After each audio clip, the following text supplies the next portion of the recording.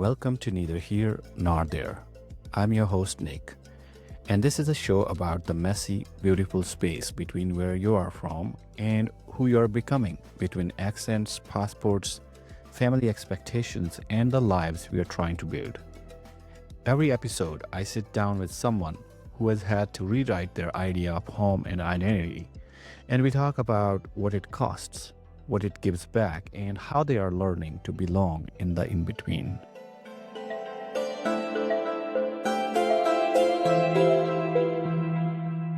Today, we are joined by two remarkable guests, Jazmina von Thiele and Paulina Stevens.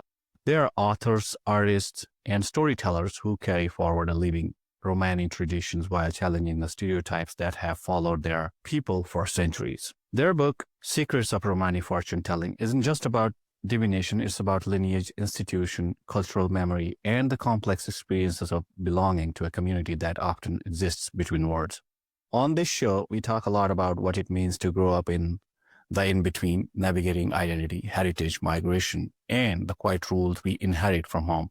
Jazmina and Paulina have embodied that beautifully. They have taken a practice that has long been misunderstood and reclaimed it as a form of empowerment, healing, and storytelling. In this conversation, we explore their journeys, the traditions passed down through their families, the weight and beauty of Romani identity, and how embracing your roots can become an act of resistance, truth, and liberation.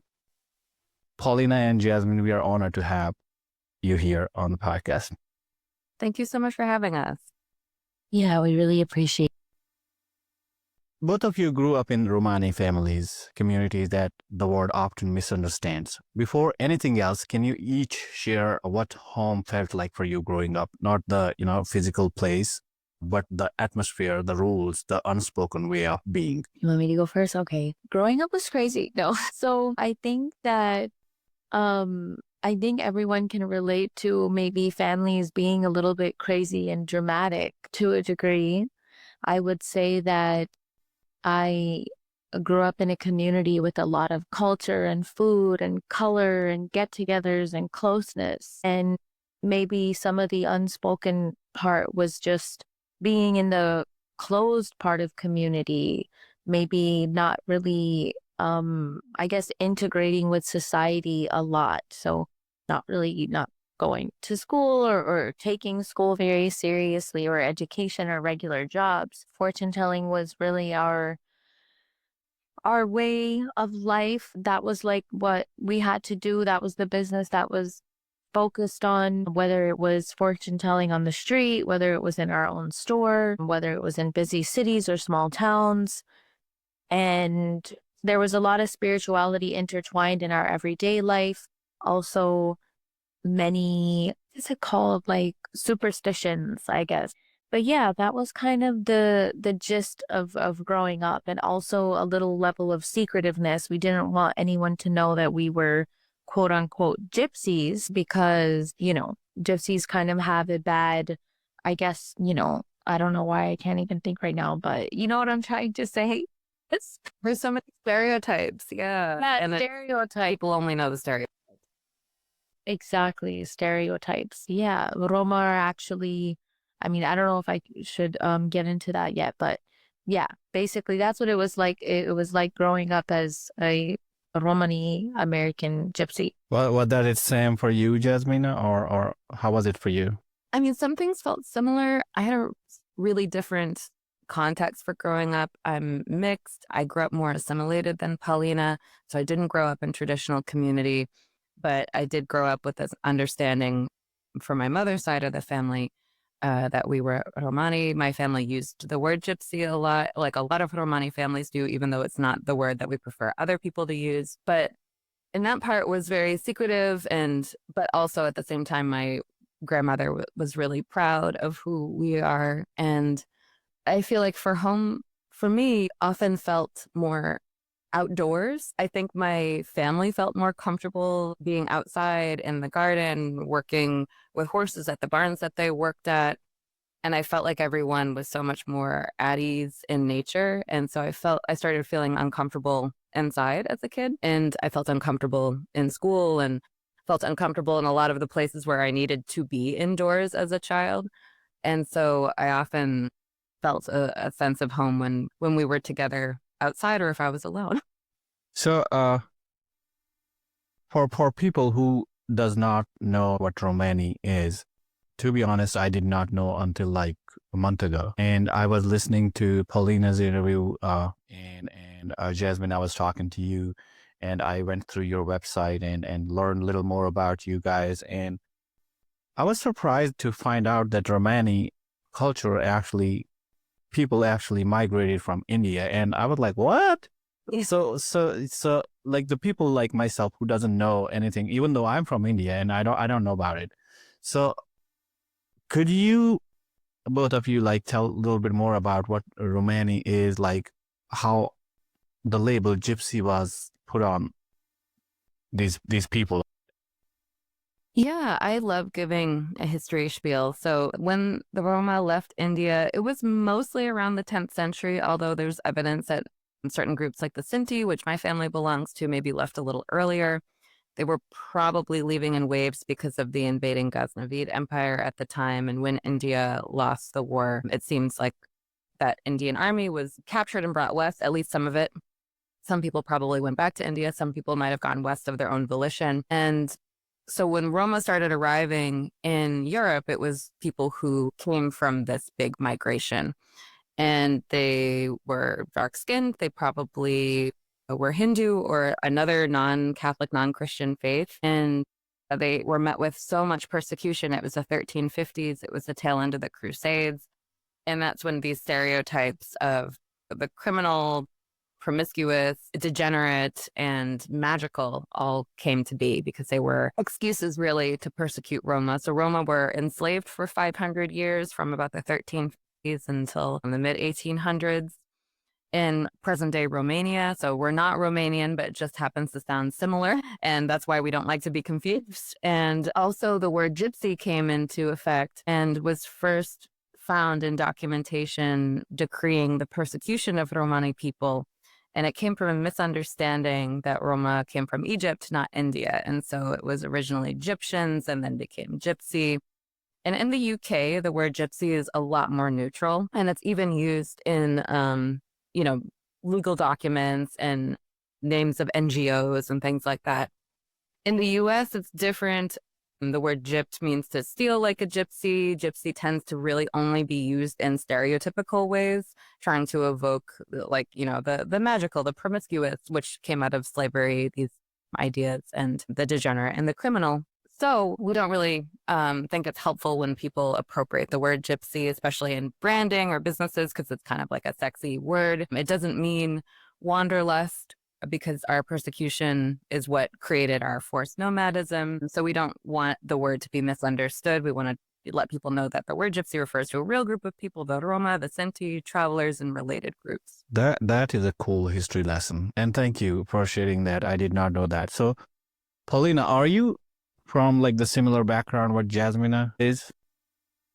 So Romani people have different groups depending on where and how long they settled. So Jez's specific group, Sintaye, I have a little bit of Sintaye in me, but I'm mostly a different subgroup of Romani people called the Galdarash and the Machwaya. Machwaya. Is that how you said Machwaya? Mm-hmm. Yeah. So a little similar. My community was a little less assimilated, or a lot less actually. We are still, yeah, a lot less. I don't know what I'm saying, but there's still a very closed community. Yeah. So we can't marry anybody outside of our community. We can't go to school. We can't get a regular job. We can't, a lot of women can't drive. We do have to wear head coverings, especially when we do get married. There is a little bit of, I guess, assimilation where like maybe there's little freedoms, like some Roma, even in the same subgroup, are some women are allowed to wear pants, some are not. That's really rare though, but it does happen. So even in America, you're in your culture, even in America in 21st century, you're not allowed to do these things? Exactly. I mean, some people are, but the majority, I come from a very small conservative Romani group. It's not very small, but it's very conservative, and we really, more conservative than a lot of groups even in Europe. I think in Europe there's a lot of gypsies around, and so I feel like people are a little more used to seeing Romani people or gypsies, or I hear more about scholars, Romani scholars, most of the time being from Europe, and organizations most of the time being based in Europe, and artists and this and people in the media and things like that. But in America, that's really not the case, or in the US, I would say.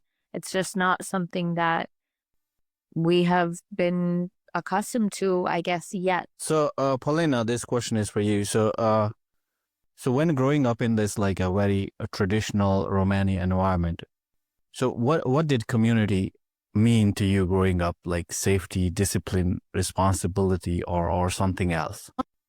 That's an interesting question, because at the same time that you would feel safe, sometimes you would feel a little bit uncomfortable.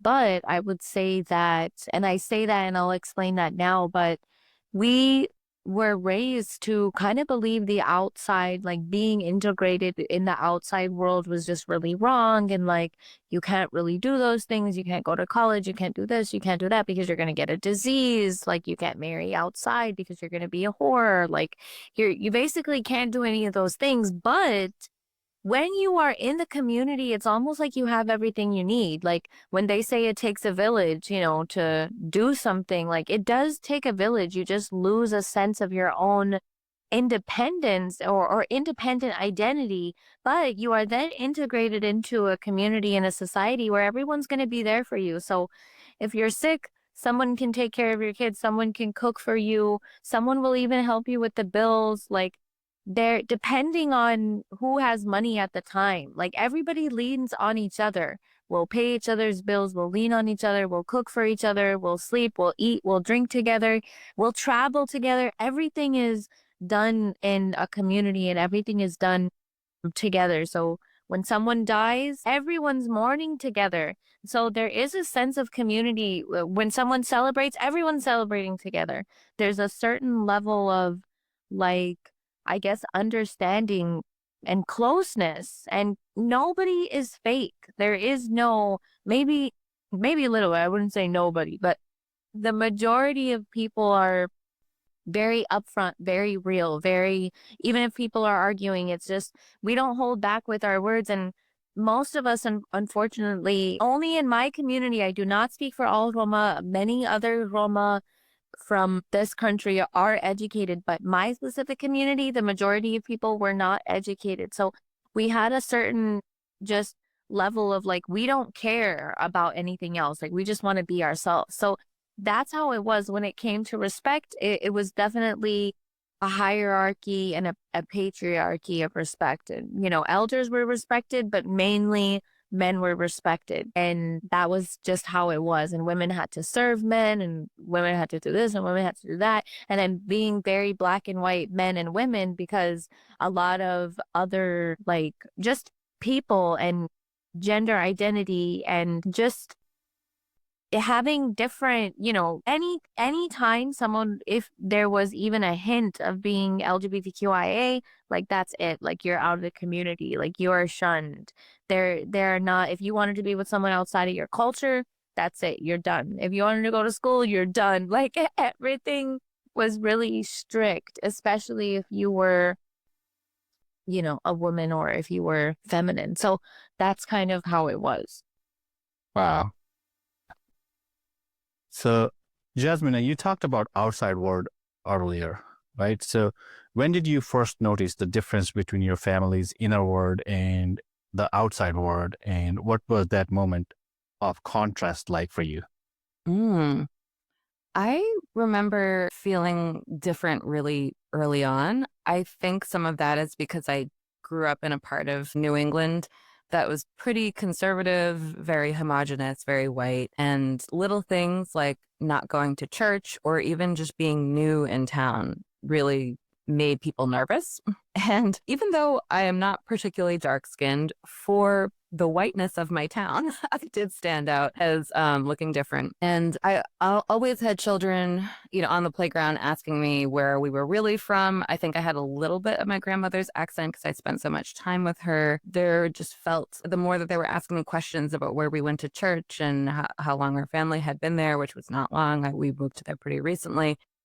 The more it was clear that we were doing things differently at home. And when I would share the kinds of things that I was doing with my grandmother, which I really didn't talk too much about, but even little things about lots of family living with us or having tea leaf reading Sundays or things like that, the kids were like, oh, that's weird. And so it became clear pretty early, and I had let slip on the playground because I really didn't understand what my grandmother meant when she was saying that we needed to keep it a secret that we were gypsies. I knew that she grew up in Nazi Germany where she had to hide her ethnicity. I understood even as a little kid that it was life or death, that she had to hide her ethnicity.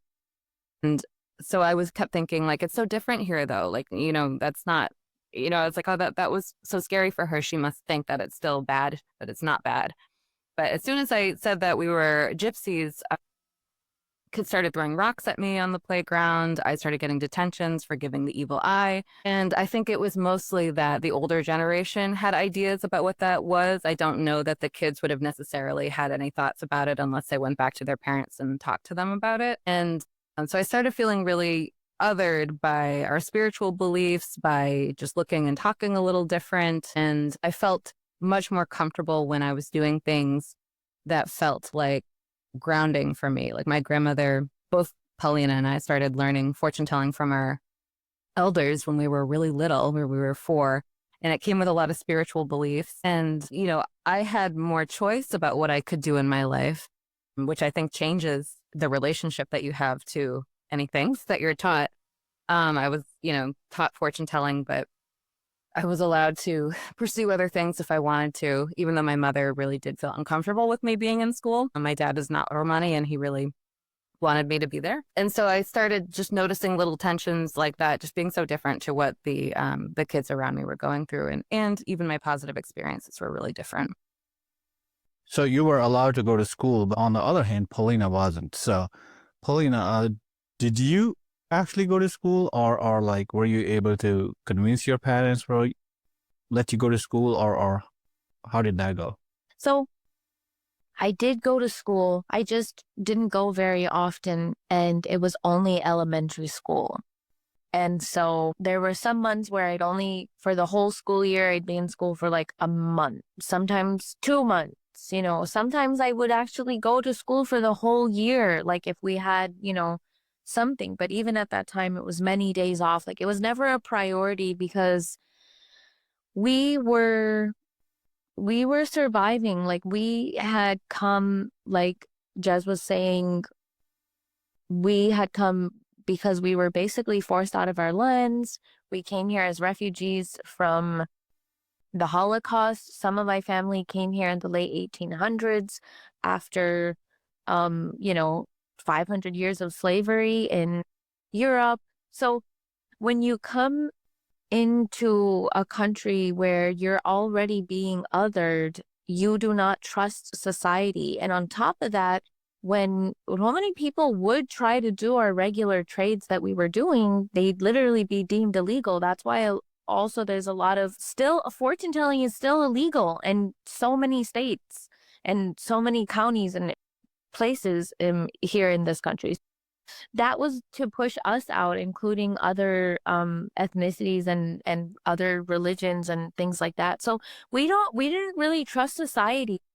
Yeah, we're in 2025 now, but Jez and I are some of very few far and in between people even talking about this topic. So it's very taboo when it comes to our community and our culture. We both receive a lot of persecution for this. And also at the very same time, I almost feel like to a degree, outside society and the education system and academics needs to be updated as well. Like, why am I learning about certain things? Like, that really wasn't important. And I am thankful for some of it, unfortunately, because it's weird, but it's also true. Like, I had to learn how to make money on the street, and I had to learn how to cook, and I had to learn how to budget, and I had to learn how to do other things that were about survival and community and being together and social credit, basically. So that is where, and Jez had to learn those things as well.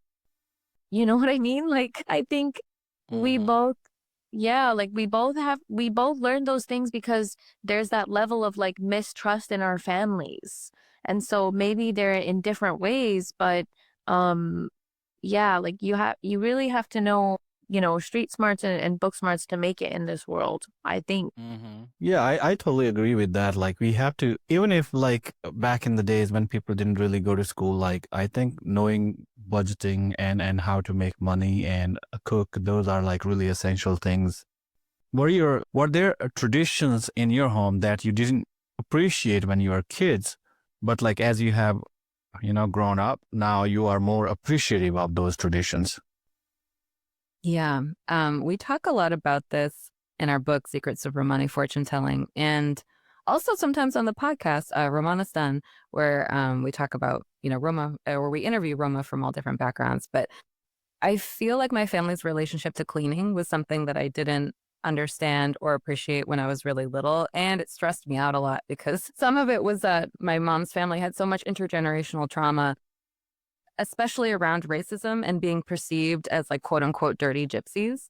And so my mom's approach to housekeeping and even like physical hygiene was really intense. Like everything was either clean or filthy and disgusting and terrifying.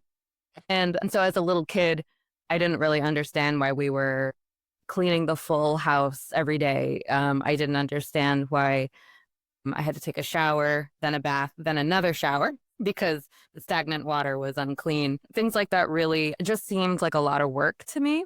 But as I got older and I was able to contextualize, like, okay, we're coming from a culture that has not had a lot of access to sanitation sometimes or has been on the road, all of these things keep you and your family alive. I also know that if I'm doing a lot of spiritual work with Paulina and I still work as fortune tellers, if I'm doing a lot of spiritual work, sometimes the best way to get the energy right in my house, especially if I've been, helping a woman read about her deceased husband who maybe wasn't a great person, a lot of that energy still feels like it's on me.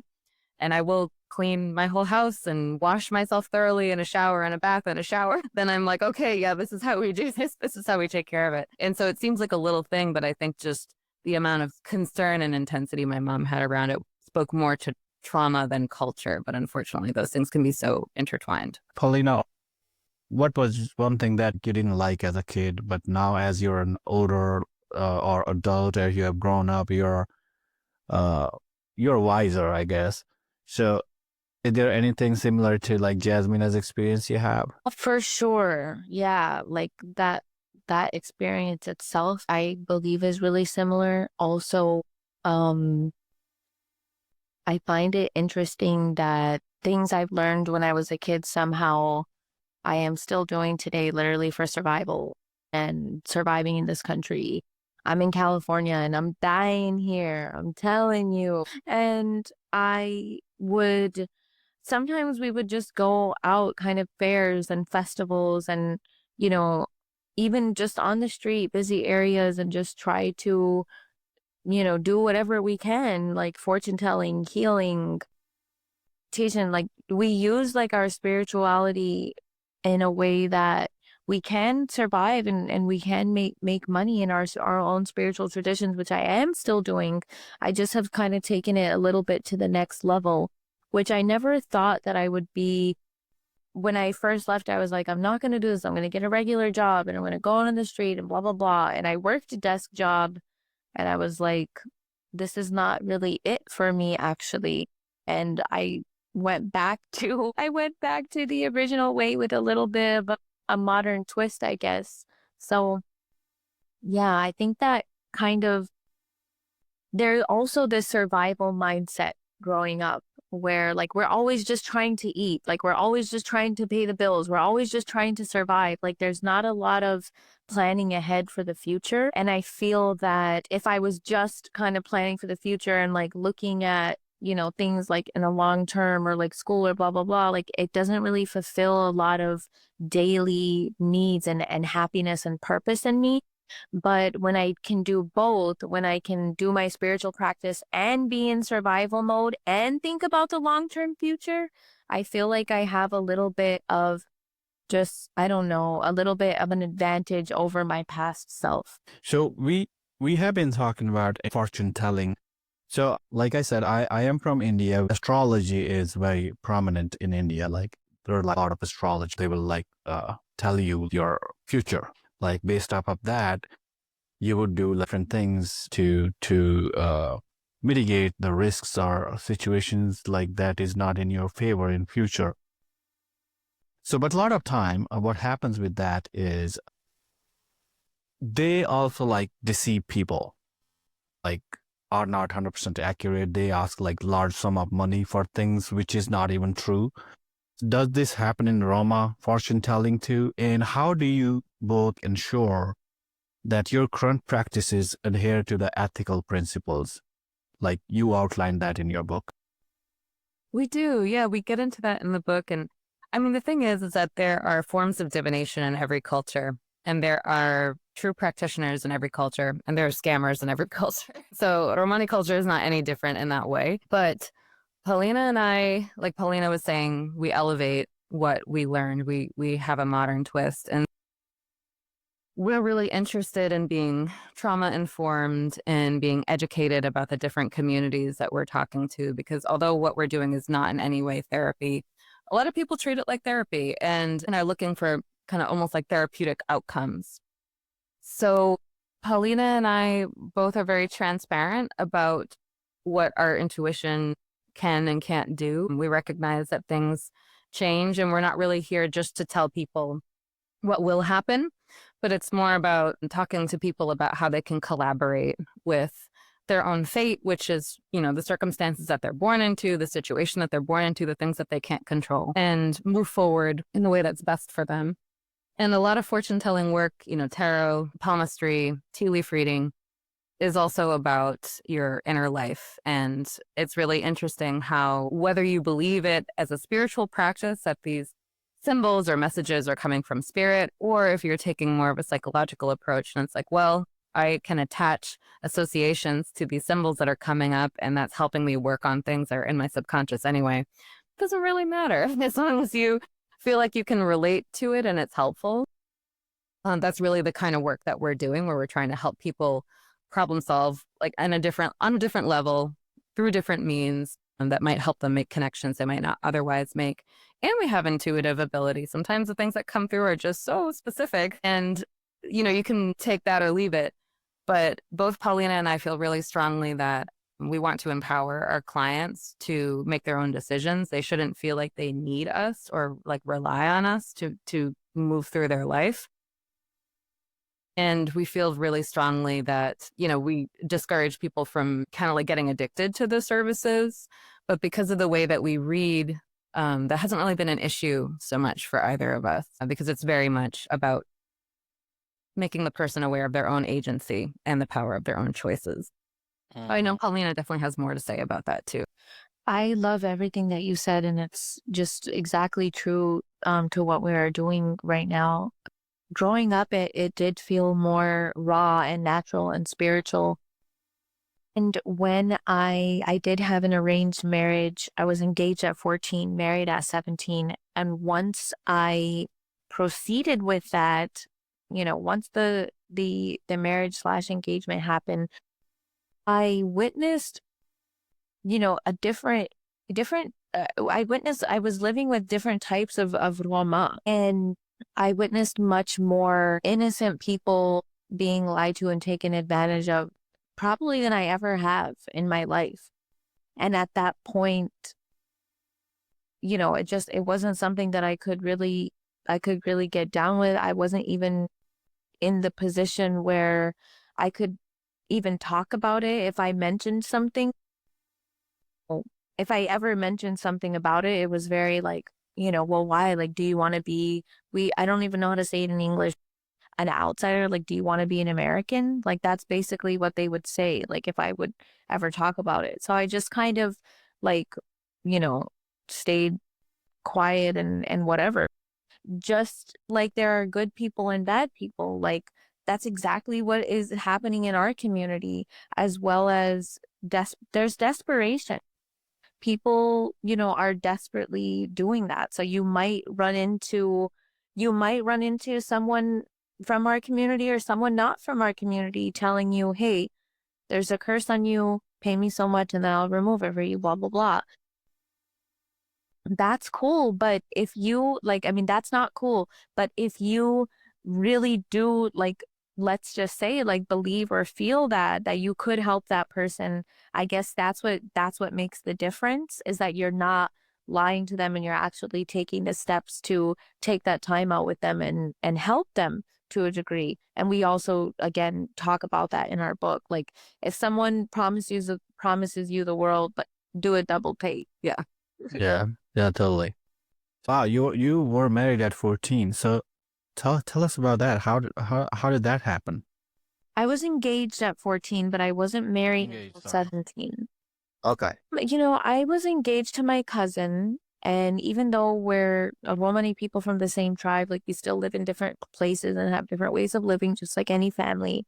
We did grow up together, and of course, I wanted to pursue outside world.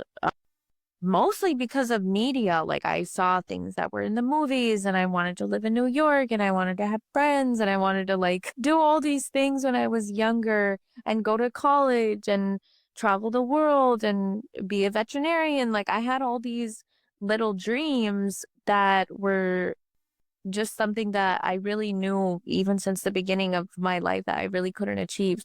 Getting married was the thing that I knew that I had to do to bring honor to my family. So I went with that, and I felt like once I was there, it wasn't working. I just felt so contained, and that wasn't okay with me. I still had so much life that I wanted to live. A lot of people are okay with living in the way that they're basically planned out, the way that their parents planned their lives out for them.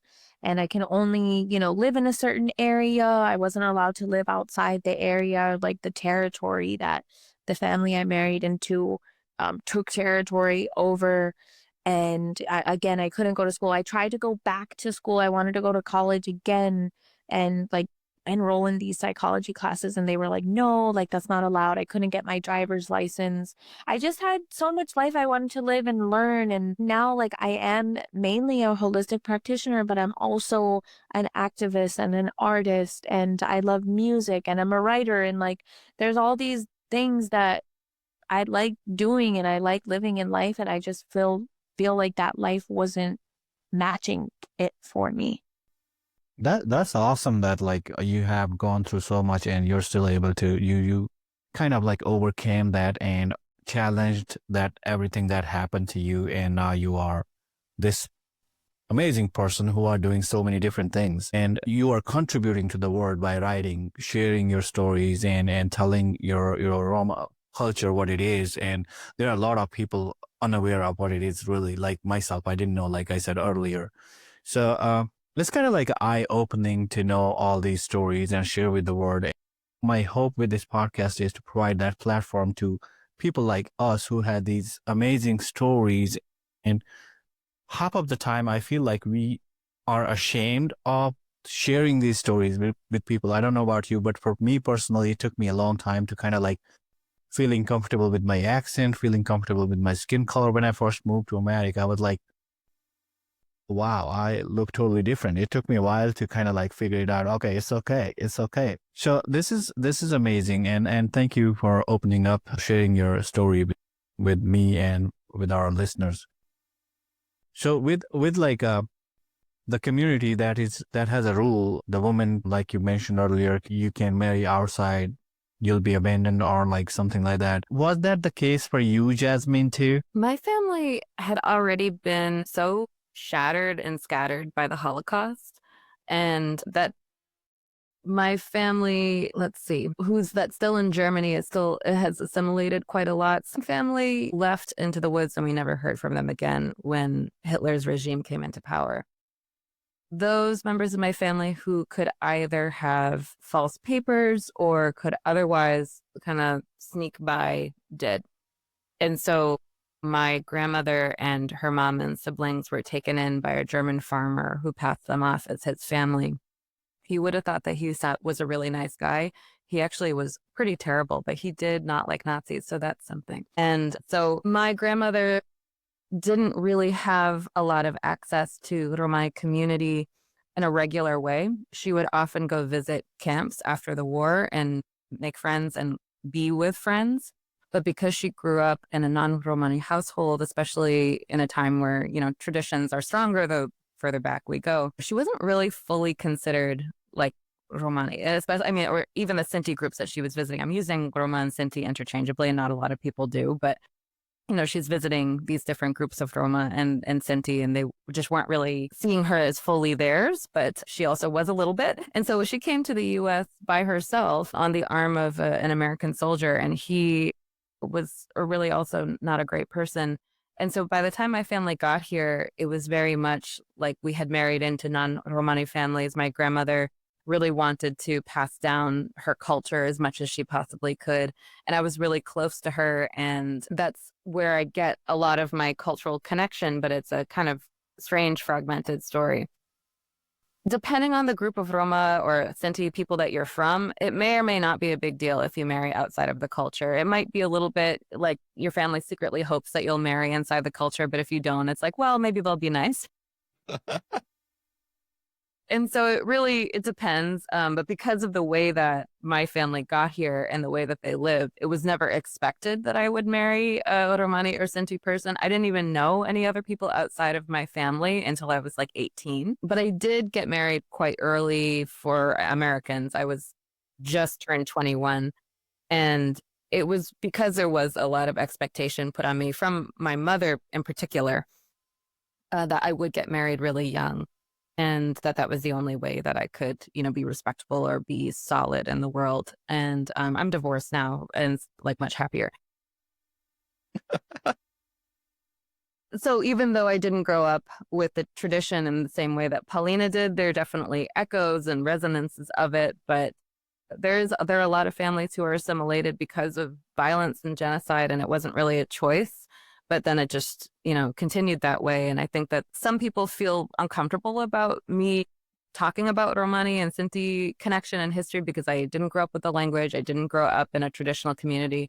And I think that's totally fair. I think I am kind of my own thing. I'm not one or the, I'm mixed. And I think that's a mixed experience for a lot of people. For an example, like growing up in India, for the outside world, like for an example, like an American who has never traveled outside of America and whose sense of knowing other part of the world is through news or media or like movies. So India is a big country, so different states have different like customs, even though like everybody calls themselves Hindu, like Roma people have different like sub-communities and they do things differently. Similar way in India, like people do things differently, even though we might call ourselves Hindus, but we have different practices. Arranged marriage, like that's what one of the other thing in America, what people think about India is like marriages are arranged. In India, like a lot of states in India, that's not a practice. Like people are free to marry whoever they choose to marry. And so I think there are a lot of misconceptions about cultures and communities, not just like India, but like, for example, Romani culture. And there are so many other cultures in the world. People have misconceptions because they don't really know about it, or they didn't really find a time to really study about it. So all they are getting is like a media, whatever media is showing them, or like TikTok videos, and they think it is the truth, but it's not. And there's been so much bad media about Roma for so long. I mean, really only stereotypes shown for so long and very little representation. And even in history in school, I mean, if we're mentioned at all, we're called gypsies, and maybe about in reference to the Holocaust, but it's not well explained. And American schooling in general doesn't learn a lot about other cultures or non-European cultures. So it's like, yeah, that's why people have these stereotypes about India, about Roma. Yeah, and I am guilty of this myself too. Like until like very recently, I didn't like really tried or like really tried to learn about other groups, other communities. I was just like, okay, here's what it is. Like, for example, gypsy. I knew the word gypsy, but I never really like wondered what it actually means. I thought like gypsy are like people who are nomadic, like who travels, like wandering here and there. So, but now I know it had like a broader meaning than just being nomadic. So thank you guys for telling me and enlightening me out that. Yeah, I mean, we don't know what we don't know. Paulina and I run up against our own, ignorance all the time. I have always been trying to understand what belonging really means. So where did you feel like you belonged or didn't belong when you were younger?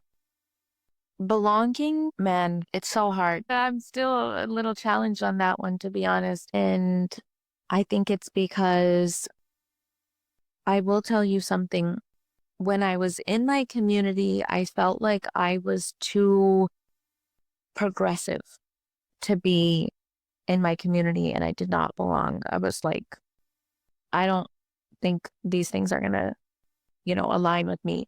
And then when I left my community and I was here, like in the American world, I was like, I'm too much of a gypsy to be in the outside world. And this is not working either. And I still feel that way a lot. I feel like there's a very interesting community that's in the middle that's like, basically people that I can relate to. And also, I think that's why Jess and I feel so connected, as well as the community that we have built with our podcast, Romani is we have created kind of like the in-between of the in-between community. We joke that we're the outcasts of the outcasts. And I really feel that way. And I really believe that there's just a different belonging. I belong now in a combination of worlds, but I will tell you that is really some of the only places where I feel like I belong.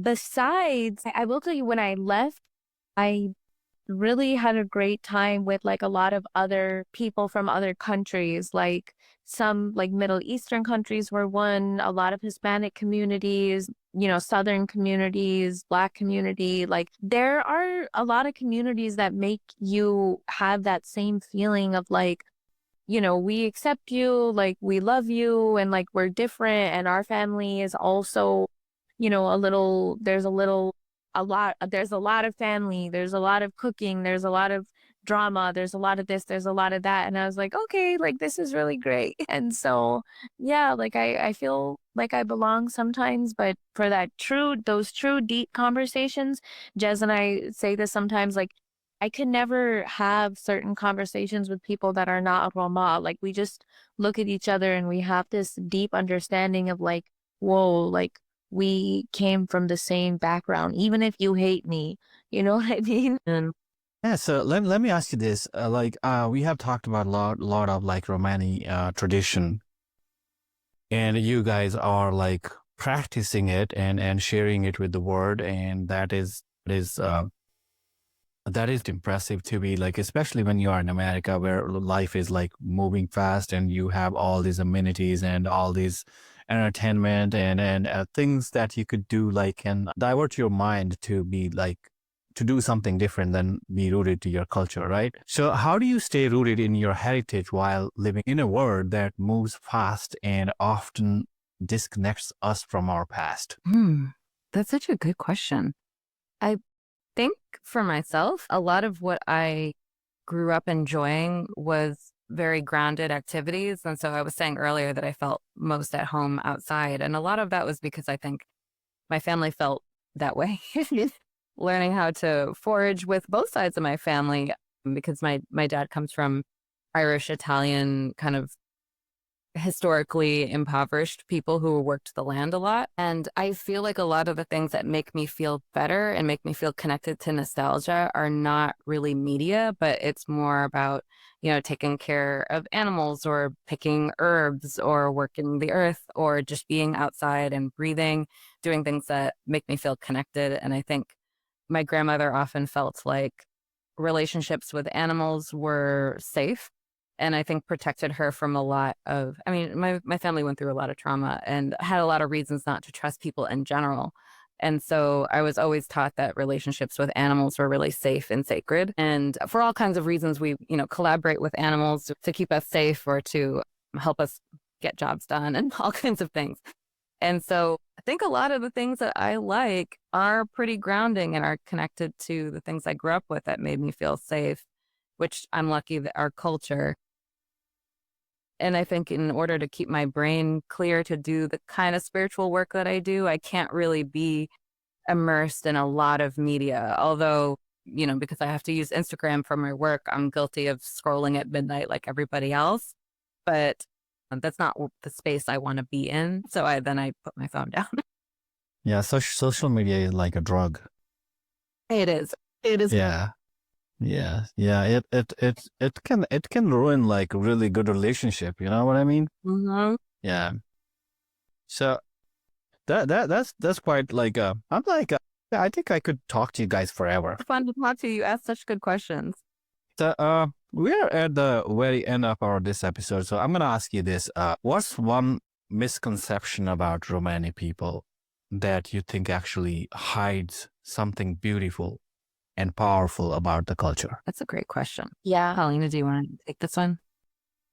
Man, I have to take a second to think about it. Almost all the misconceptions I think do, if I really think about it. I feel like I don't like the way that just the stereotype of fortune telling is so dominant, because even if we are engaging in fortune telling, we're not the Romani people that actually do fortune telling. I feel like they're way more than that. They're, spiritual healers and spiritual guides basically. And I think there's a lot of beauty behind those stereotypes. And same thing is like with our fashion and like what we wear. Nowadays, like we have a very beautiful, interesting fashion that's intertwined with deep rooted tradition and luck, as well as modern shapes and figures and patterns. So, you know what I mean? Like, I think there's some of those, I guess, are the biggest misconceptions. Roma are so diverse.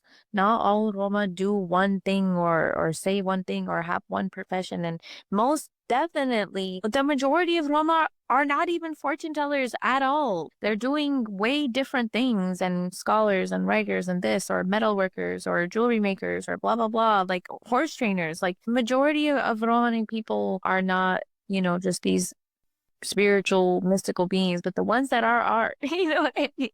But yeah, what do you think, Jez? I so agree with that. And I think the stereotype of Roma being opportunistic is often misunderstood. I think that Roma are really scrappy and resourceful because we've had to make a living in the margins for a long time. And I think our resilience is often overlooked. Often we're seen as desperate. And I think that people, of course, in desperate situations are desperate. And that's not just a Romani idea.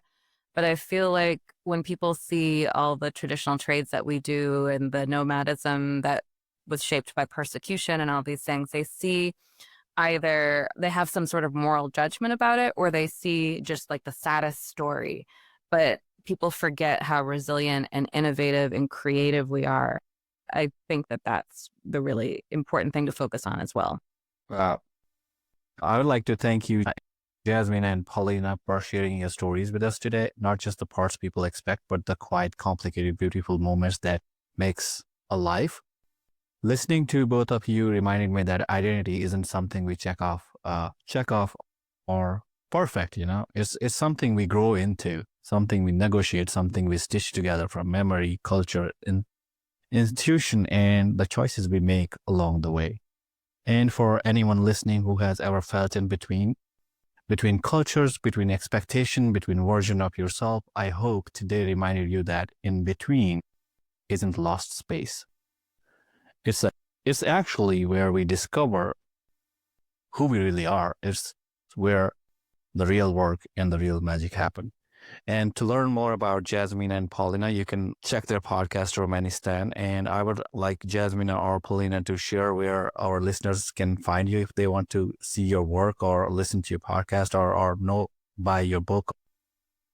Yeah, you can get Secrets of Romani fortune telling wherever you get books, online or in real life. And you can visit my website, jazminavonthiele.com, for online readings or anything you have questions about.